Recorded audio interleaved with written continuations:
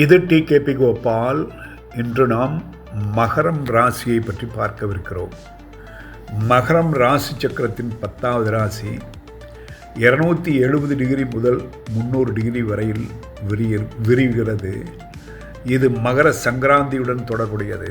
சயன முறையில் சூரியன் டிசம்பர் 22 முதல் ஜனவரி 21 வரை மகரத்தில் இருக்கும். நிராயண முறையில் ஜனவரி 14 முதல் பிப்ரவரி 12 வரை மகரத்தில் இருக்கும். சனி ஆட்சி செய்யும் இந்த ராசி சார்பு, தியாகம், நடைமுறை ஆகியவற்றை குறிக்கிறது. கிரகங்களின் தாக்கம்: செவ்வாய் இங்கு உச்சமாக உள்ளது. குரு நீச்சமாக. சுக்கிரன் மற்றும் புதன் நண்பர்களாக கருதப்படுகின்றனர். சனி ஆட்சி காரணமாக மகரத்தில் பிறந்தவர்கள் ஒழுக்கம், எச்சரிக்கை, கடின உழைப்பு ஆகியவற்றில் சிறந்து விளங்குவர். ஆனால் சில நேரங்களில் மனச்சோர்வு அல்லது தாமதம் ஏற்படலாம். அவர்கள் முறையான, பொறுமையான, பெரிய திட்டங்களை நடத்தும் திறன் கொண்டவர்கள். உடல் அமைப்பு: மகரத்தில் பிறந்தவர்கள் மெலிந்த உடல், நீண்ட மூக்கு, ஓவல் முகம், கெட்டியான முடி கொண்டவர்களாக இருப்பர். சனி எலும்பு அமைப்பை ஆட்சி செய்வதால் முழங்கால், எலும்பு, தோல் பிரச்சனைகள், மூட்டு வலி, செரிமான குறைபாடு போன்றவை ஏற்படலாம். பண்புகள்: இவர்கள் சிக்கனமானவர்கள், நடைமுறை சிந்தனையுடன், வணிக மனப்பான்மையுடன் இருப்பர். நட்பை சோதித்து, நேர்மையை மதித்து, வீண் பேச்சை வெறுப்பர். ஊக்குவிப்பு கிடைத்தால் தாமதங்களை கடந்து வெற்றி பெறுவர். தொழில்களில் நிதி, பொறியியல், சட்டம், வேளாண்மை, சுரங்கம், அரசு சேவை ஆகியவற்றில் சிறந்து விளங்குவர். மகரம் தொழிலை பற்றிய கேபி பார்வை: சனி பொறுப்பு, நிலைத்தன்மை, ஒழுங்கு 2010 வீடுகளுடன் இணைந்தால் அரசு, நிதி, பொறியியல் போன்ற நிலையான தொழில்கள் அமையும். செவ்வாய் தொழில்நுட்பத்துடன், கட்டிடம், சுரங்கம், உலோகம், சட்டம், அறுவை சிகிச்சை ஆகியவைகள் அமைய வாய்ப்புண்டு. புதன் பகுப்பாய்வு, கற்பித்தல், விசாரணை, அறிவியல் கருவிகள் உடன் தொடர்பு ஏற்படும்.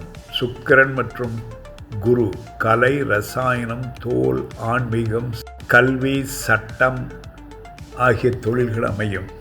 கேபி துல்லியம்: 10ஆம் வீட்டின் உபாதிபதி தொழிலை தீர்மானிக்கும். சனி செவ்வாய் இருந்தால் பொறியியல், அரசு, புதன் சுக்கிரன் இருந்தால் நிதி, கற்பித்தல், கலை, வணிகம். இதனால் மகரத்தின் ஒழுக்கம், பொறுமை, தியாகம் ஆகியவை நீண்டகால கட்டுப்பாடு, நடைமுறை சார்ந்த தொழில்களில் வெளிப்படும்.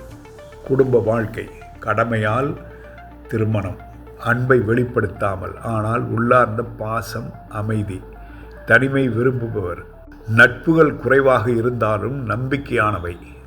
செல்வம், பாதுகாப்பான முதலீடுகள், சிக்கனம், எதிர்காலத்திற்கான சேமிப்பு, ஆரோக்கியம், முழங்கால், எலும்பு, தோல் பாதிப்பு, சனி, செவ்வாய், சந்திரன் தீய விளைவுகள் தரலாம்.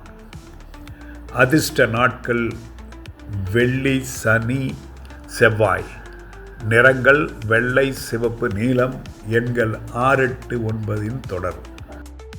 சின்னம்: தியாகத்திற்கு உரிய ஆடு. பொறுமை, பொருள்நிலை, குகைகள், கல்லறைகள், பழைய கட்டிடங்கள். சுருக்கமாக, மகரம் ஒழுக்கம், தியாகம், பொறுமையை குறிக்கிறது.